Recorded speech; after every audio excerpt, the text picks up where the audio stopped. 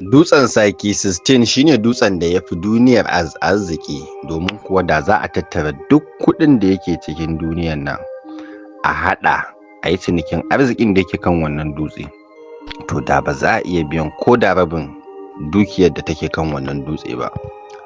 Shi dai wannan dutse mai suna Psyche 16 an kiyasta darajar karafunan da suke kansa cewa za ta kaiwa dala kwadriliyan 10,000, wato dala tiriliyan biliyan 10, wanda hakan ya zarce yawan dukkan kuɗin da ake da shi a duniya.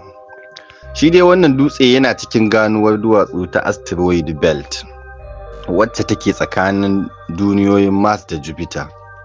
Bincike ya nuna kusan dukkan jikinsa ƙarfe ne, kuma ana zaton tsakiyar wata duniya ce wacce ta gurgure a can baya.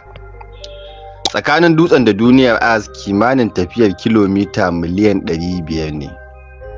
Hakan yasa bil'adama suke masa kallon garin daɗi na nesa, wai ungulu ta leƙa masai.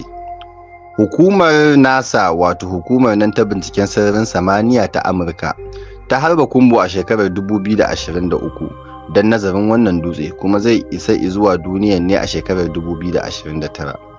Wannan dutse dai ba mallakin kowa ba ne, domin yarjejeniyar ƙasa da ƙasa ta amince cewa duk abin da yake sararin samaniya ba mallakin kowa ba ne.